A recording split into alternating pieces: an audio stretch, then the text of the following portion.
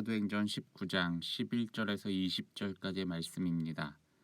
하나님이 바울의 손으로 놀라운 능력을 행하게 하시니 심지어 사람들이 바울의 몸에서 손수건이나 앞치마를 가져다가 병든 사람에게 얹으면 그 병이 떠나고 악귀도 나가더라. 이에 돌아다니며 마수라는 어떤 유대인들이 시험삼아 악귀 들린 자들에게 주 예수의 이름을 불러 말하되 내가 바울이 전파하는 예수를 의지하여 너희에게 명하노라 하더라. 유대의 한 제사장 스게와의 7 아들도 이 일을 행하더니 악귀가 대답하여 이르되 내가 예수도 알고 바울도 알거니와 너희는 누구냐 하며 악귀 들린 사람이 그들에게 뛰어올라 눌러 이기니 그들이 상하여 벗은 몸으로 그 집에서 도망하는지라.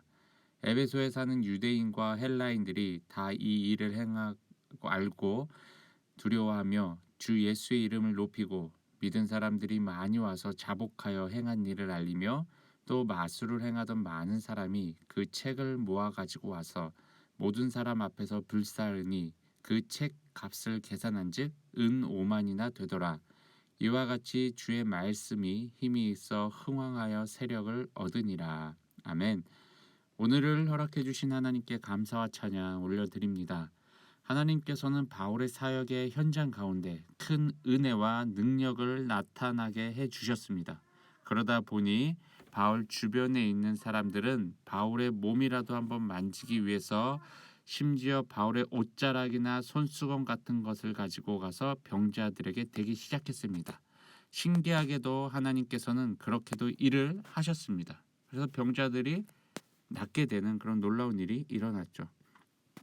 몇몇 귀신들을 쫓는 마술을 부리는 그런 유대인들이 있었는데 그들이 마침 바울 주변에 있었어요. 그러다가 자신들도 한번 호기심에 이제 귀신 들린 자들에게 바울이 전파하는 예수의 이름으로 귀신을 내쫓으려고 시도를 하였습니다. 그리고 또 유대인 대제사장인 스게와의 7 아들도 귀신 들린 자에게 바울이 전한 예수의 이름으로 귀신을 내쫓으려고 했습니다. 그러자 악한 귀신들이 이렇게 되받아치는 것이었습니다. 내가 예수도 알고 바울도 아는데 너희는 누구냐라고 말이죠. 그리고는 귀신들이 화를 내며 유대인들에게 뛰어올라 그들을 마구 때리고 옷을 찢어버렸습니다. 그래서 유대인들은 무서워서 이제 온 힘을 다해 도망을 쳤죠. 에베소에 사는 유대인들과 헬라인들은 이 일을 이제 듣게 되고 매우 두려워하였습니다. 그리고 예수에 대한 호기심에서 예수를 찬양하는 마음으로 그들의 마음이 이제 변화되기 시작을 합니다. 그렇게 믿게 된 많은 사람들이 자신들이 행한 일들을 고백하기도 하며, 그러니까 자백하며 회개하는 거죠. 특히 마술을 행하던 사람들은 그들이 사용했던 주술책들을 전부 다 가지고 나와서 불태워버립니다. 에베소에서는요, 하나님의 말씀의 능력이 점점점 강하게 나타나고 있었습니다. 여러분, 우리는 하나님을 알고 있습니까? 하나님을 믿고 있습니까? 귀신을 쫓던 유대인들이 귀신 들린 자들에게 선포했던 말이 뭐였어요? 바울이 전한 예수의 이름이었습니다. 만약에 그 유대인들이 예수의 이름에 대한 호기심이 아니라 믿음을 갖고 선포했다면 분명히 귀신들은 내어 쫓김을 받았을 것입니다.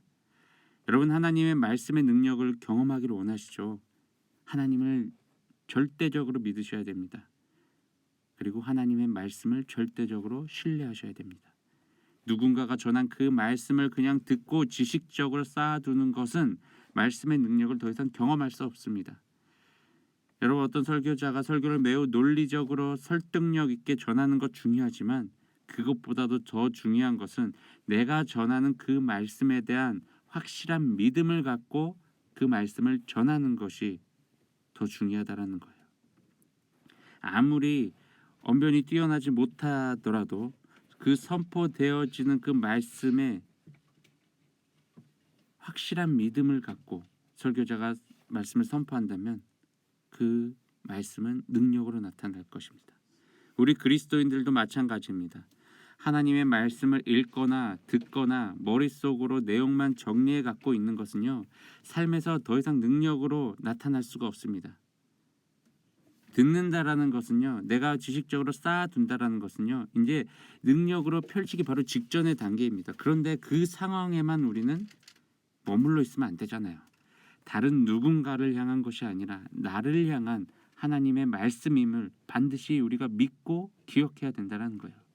오늘도 읽게 되고 듣게 되는 모든 말씀이 저와 여러분 각자를 향한 하나님의 사랑의 말씀임을 기억하며 믿음으로 그 말씀을 취하고 순종하는 삶이 되길 주님의 이름으로 축원합니다. 샬롬.